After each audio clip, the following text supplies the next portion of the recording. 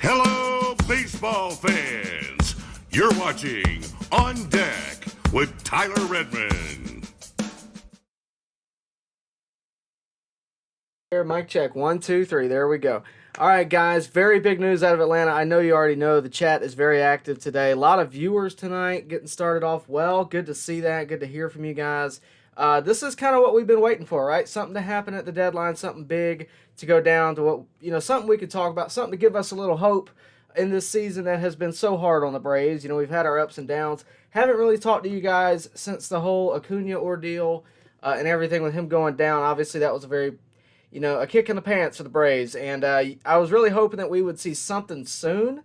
I was hoping we would see some kind of deal to give us some kind of, boost, before the deadline. I didn't want to wait to the deadline. I wanted something soon. And the Braves answered that call. I know a lot of you guys wanted the same thing. I know a lot of you guys wanted Alex Anthopoulos to get on it early, and he seems to have done so, which he's done before. He got he got to the trade early a few years ago when he went and got the bullpen help that we got a few years ago with Shane Green and everybody else. So, this was this is a really good deal for the Braves. I'm going to go through it in just a second, tell you what happened, tell you as much as we know, and tell you what I think could happen going forward throughout the trade talks. Tell you what I think could be on the mind of the Braves and potentially on the mind of the Cubs. So first off, the deal is Bryce Ball, a young prospect, first baseman prospect for the Braves, for, of course, Joc Pederson, who, if you don't know who Joc Pederson is, you haven't had your heart broke watching the Braves. The guy seems to just be a Braves killer, and, he's a guy that has instant credibility when he comes in. He's a power guy. This year he's got 11 homers. He's got a .230 batting average, but, I think it could turn around. I think he could, really boost the lineup, give Freddie some protection, and really he's a good replacement outfielder. I think this is a solid deal. He also is not a long-term guy. He's not a huge salary guy, so this works out for the Braves in a lot of capacities. It works out for the Cubs, too. I mentioned the other day, we talked the other day, and I told you that I think the Cubs have the potential to be fire sellers. I think that's still on the table, and we'll talk about that more in just a second. But they got rid of Joc, right? I think that's the first of many moves that they're going to make, and hopefully a first of a couple of moves that the Braves are going to make. The video I did the other day, I mentioned two guys. I talked about Brian Reynolds and I talked about Craig Kimbrell. And a lot of you guys might be asking, well, Tyler, what now, right? That didn't happen. I think both of those moves could still possibly be on the table. I think another outfielder could still be on the table. I definitely think relievers are being talked about. With that said, tell me why we couldn't go get Brian Reynolds and or Craig Kimbrell. Give me two good reasons why, right? If Bryce Ball, who all credit to him, was not our best prospect, if he can go get us Joc Pederson, I think anything could happen if we're to put big-name prospects on the table. And you know who I'm talking about. Christian Pache, Drew Waters, Mike Harris. There's a lot of guys that could be put on the table. And if you even want to go Tucker Davidson, Kyle Muller, which I'm not really a big fan of that right now considering our pitching circumstances, I would listen to that as well. I think if you start throwing names out there like that, anything can happen. But with that said, a lot of guys have been talking about the Braves being sellers. Look, if you think I don't read your comments, you're fooling yourself. I read every last one of them. I try to respond to them, as many as I can. So with that said, make sure to comment. Let me know what you guys are thinking about all this news tonight. But I've seen your comments about, the Braves season being over with Acuna going out and everything like that.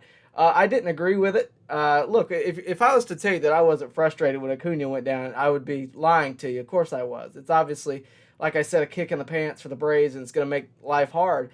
But if you were to think that the Braves are just going to go down this year, not go for anything, not try to win anything this year, one player does not impact a decision like that. Now, granted, they've had a lot of players go down this year, but I think we're starting to move past that. And I really do, because I really think we're going to see some returns in August. d'Arnaud, and Huascar and Noah would be two huge additions if that were to happen. So when you start telling me that I think we're going to start selling Charlie Morton, I start not listening at that point, because I don't think that's what the Braves are going to do. I really think they're going to make a run here and try to do something. But they're going to have to go get some folks if they really want to compete, right? I think right now they're about 4.5 games back on the Mets. They got a huge 5-game series with them coming up. They can't afford to get swept. We all know that. They can't afford to lose that series. They really need a big win throughout that series. And I don't think we can afford to really wait for any more, big names to come rolling our way. I think we got to do something now, and I think Alex Anthopoulos has just answered that phone call. So hopefully he'll have some more phone calls throughout this week. Hopefully we'll, be able to get some bullpen help, maybe another outfield bat. I'd love to see Brian Reynolds get the call and come to Atlanta, get off those Pittsburgh Pirates and come right to Atlanta. But the guy that I'm most intrigued with, especially because we just traded with the Cubs, is Craig Kimbrell.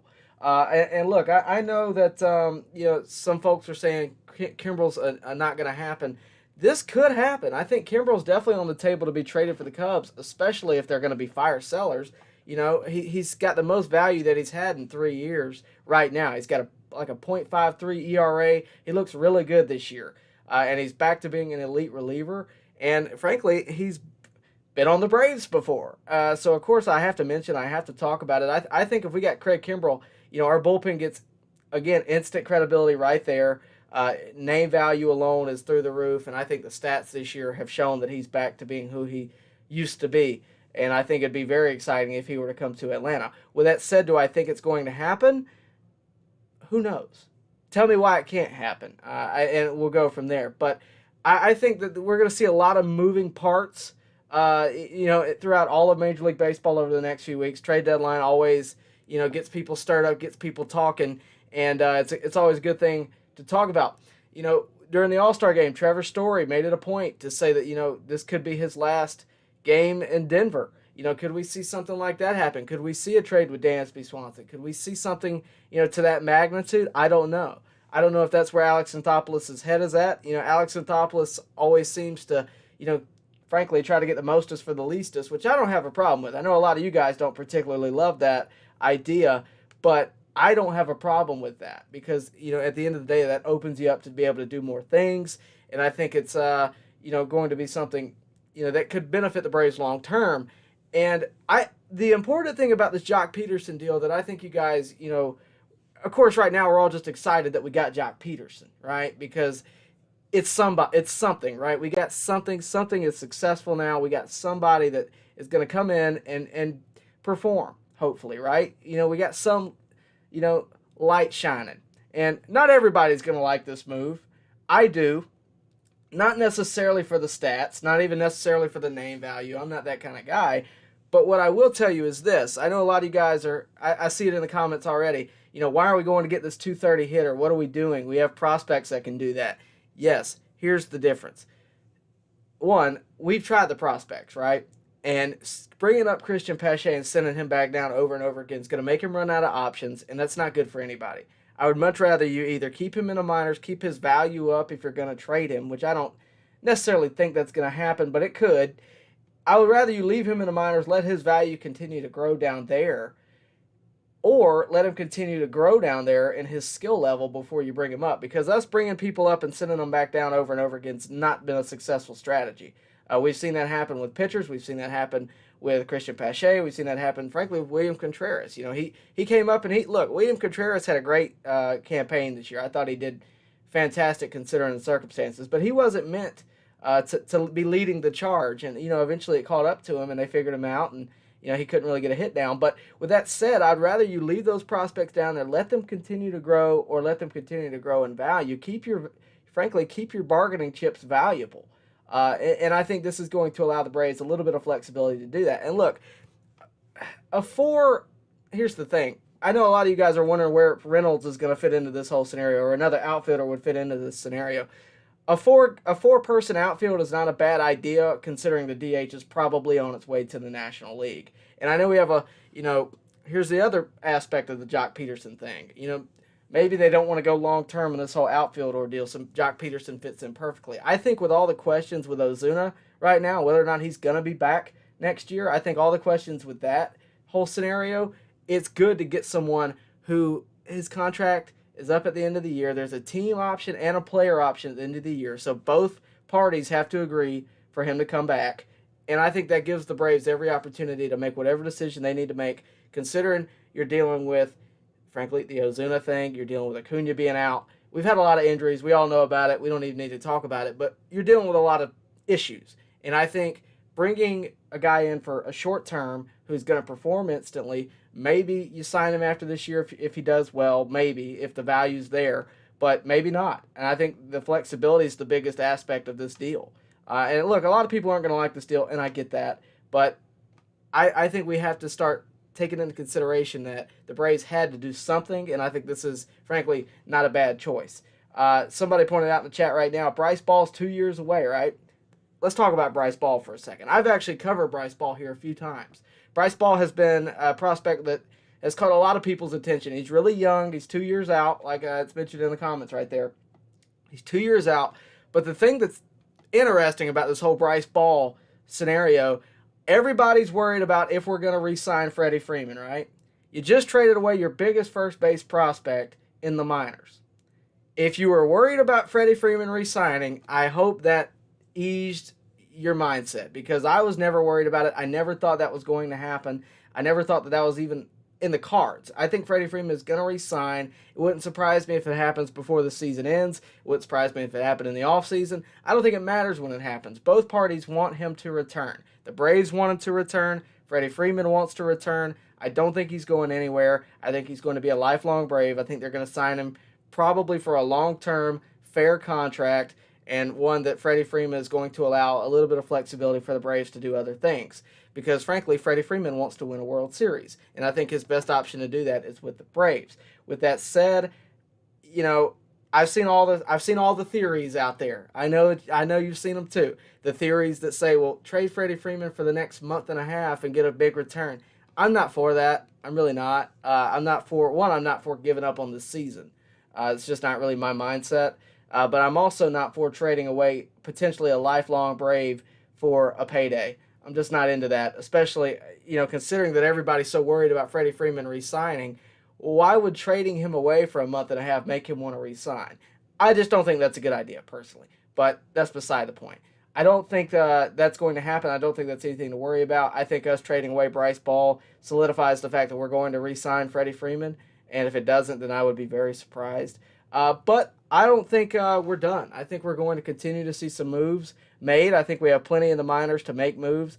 I think it'd be very interesting if we continue the conversation with the Cubs to go get Craig Kimbrell, all-star this year, former Brave, obviously, historically an elite reliever, and this year has been an elite reliever. So that's where my head's at with this whole thing. I hope you're excited about Joc Pederson. I know some of you are, some of you aren't.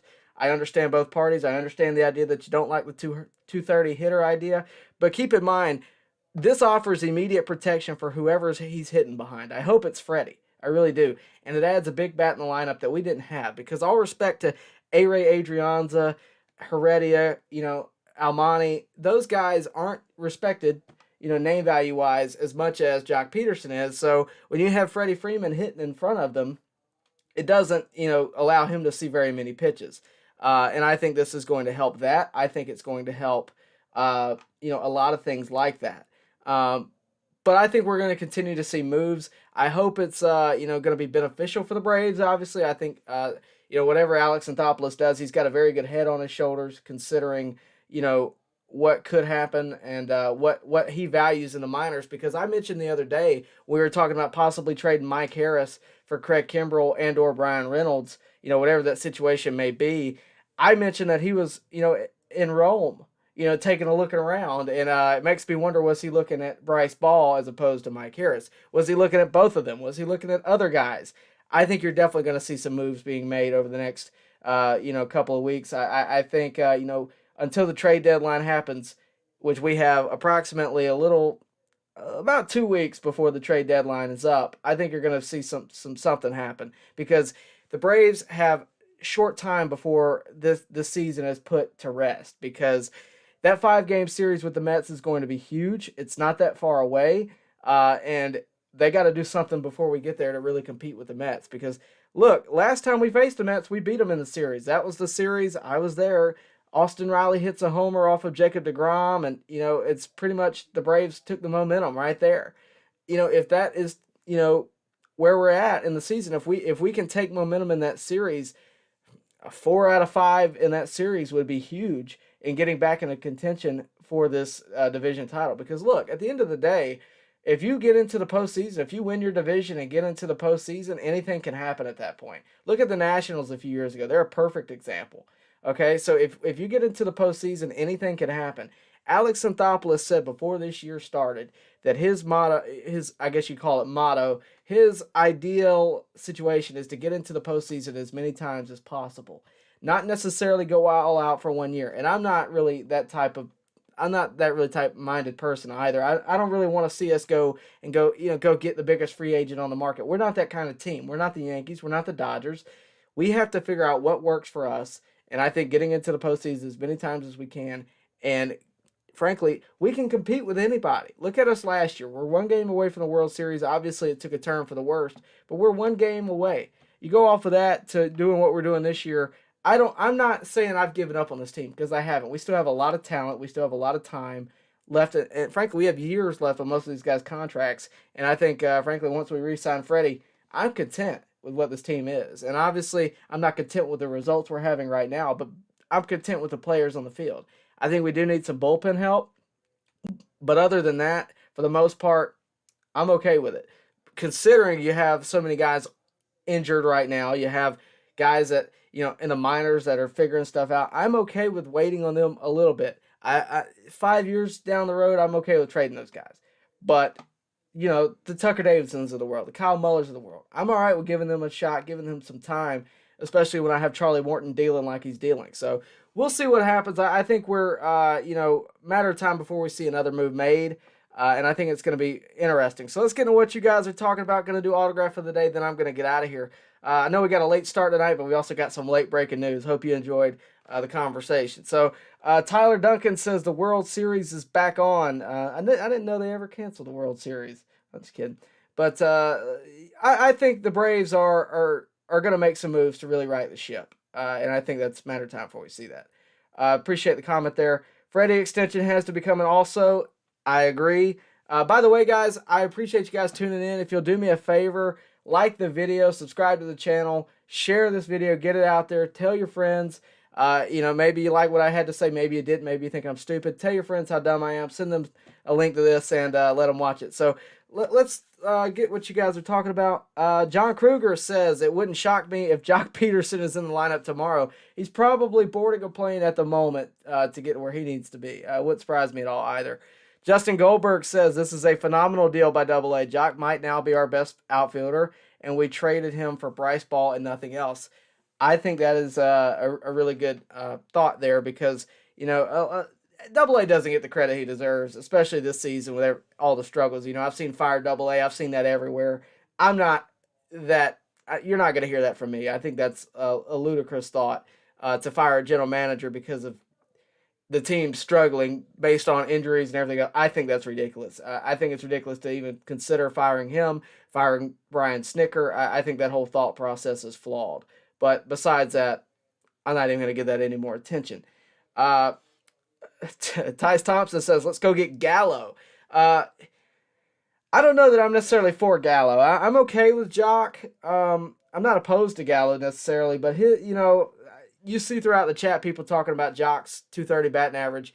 Gallo's about the same type of hitter with more homers, and I think his contract's probably a little more pricey. They might do it. I'm not saying they might not do it, but I would be more apt to go get a Brian Reynolds figure, a guy that was, of course, an all-star this year and a guy that I think could be an influential part of the lineup every day as opposed to every now and again. Is this the only move we're making? Tyler, yes, that good name, by the way. Is this the only move we're making? I don't think so. It's the only move as of right now, but I don't think it's the only move we're going to make. But as of right now, yeah, Joc Pederson for Bryce Ball. Eric Arroyo, if they traded Ball, I'm assuming they're close to an extension for Freeman. I agree. I hope you caught that in the video. Coach Hines, wow, Bryce Ball goes from behind Freeman to now behind Rizzo. Well, this actually works out for the Cubs. It's funny you point that out because the Cubs are fire sellers, right? So Bryce Ball might not wind up starting first base for the Cubs ever. That might never happen. Rizzo might sign a long-term deal similar to what Freddie did during the rebuild, but the Cubs, I think, are probably gearing up for a rebuild. That's what they did when they ended up going to the 2016 World Series. It's, kind of the format the Braves followed. To me, I think it works out for them best because there's a lot of uncertainty with Rizzo past 2022. Of course, there's a lot of uncertainty with Bryant after this year. So I think it actually works out well for them. And to be honest with you, I think that shows you the decision that the Cubs are making. That shows you the decision that the Braves are making, and most likely re-signing Freddie Freeman. Good idea to point out, though. Randy Elster, I think the Braves are just a few moves away. Joc could give them a boost. We just need a solid starting pitcher, relief pitcher, closer, and another bat. That's like half the team, man. But yeah, I don't disagree. I think solid starting pitcher could come from the minors. Kyle Muller was sent down right before the break, but that's because he wasn't going to have another start. They elected to basically bring up a position player, and I'm not necessarily opposed to that. But I think your solid starting pitcher is most likely going to come from the minors. Probably Kyle Muller, if I'm being honest with you. I would say Tucker Davidson possibly, but of course he's on 60-day injured list. So relief pitcher closer is more so what I'm looking at in terms of the pitching staff. Another bat I completely agree with, and I think that could happen. Dale Thompson, oh Lord. He says Judge is next. I've seen a lot of people talking about this. I've seen a lot of folks talking about Aaron Judge. I don't think so. I just don't. I think that's a bit... Randy Elster says it down there. I think it's a bit of a stretch. Just because Judge is the guy that, the Yankees have built themselves around. He's obviously a phenomenal player, but I don't know that he's necessarily the guy that the Braves are looking at. And necessarily, I don't even think they're necessarily even going to attempt to get that, because if we go get Judge, the Yankees are going to want everything. And I think that's just a bit much to ask for. Not that I wouldn't love to have him, but I think we'd just be giving up way too much for one player, honestly. Chris Jones says that the Joc Pederson deal is stupid, in all caps, spaced out. Another 220 hitter, 230. 220 hitter with legit nothing to offer but power and strikeouts fits right in with us. Yeah, look, I think it fits right in with all of Major League Baseball at the moment. Would I like to see someone come in and get a base hit every time he comes up? Maybe like a Adam Frazier or somebody. Yeah.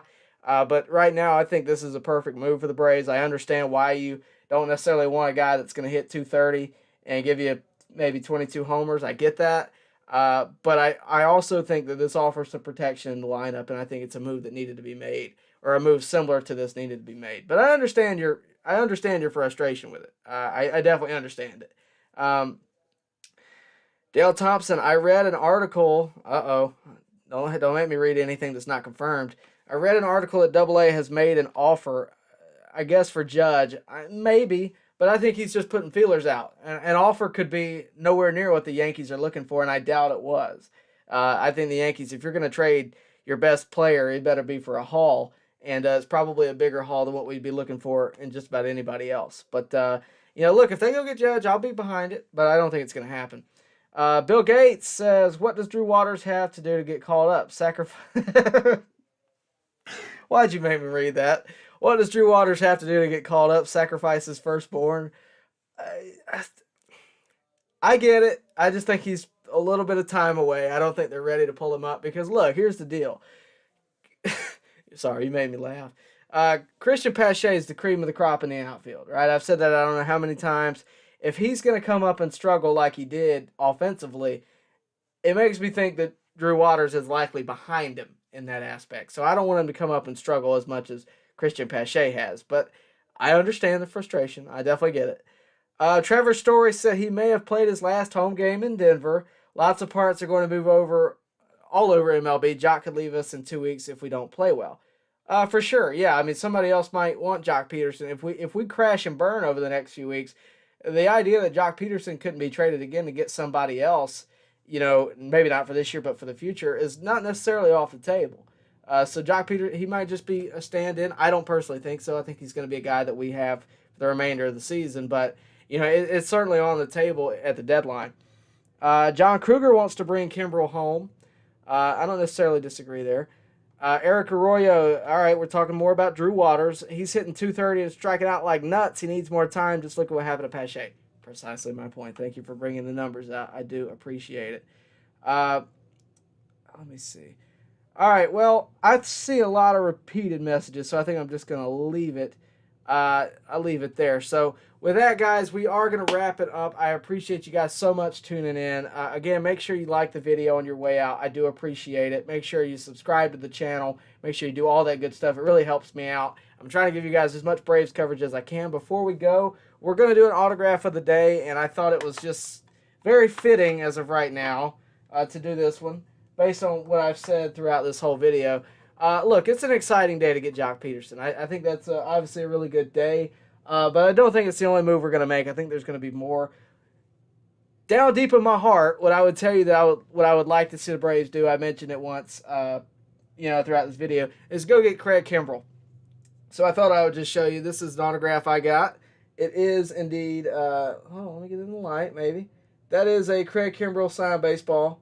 I got it a few years back, and I got it for a pretty good deal. But yeah, Craig Kimbrell signed baseball. That is the autograph of the day. Braves, if you hear me, go get Craig Kimbrell. Go bring him home. Let us hear welcome to the jungle in Truist Park, not just Turner. It would be a really good day. So with that out of the way, guys, I so much appreciate you guys tuning in. I always appreciate it, and I think the Braves aren't done. Don't give up the faith for Ronald, for Phil, for Hank, all that good stuff that I keep seeing on social media. Keep the faith. I think the Braves are far from done at the deadline. I also think they're far from done this season. So with that out of the way, guys, I'll see you next time. Thanks for tuning in. See you next time right here at On Deck.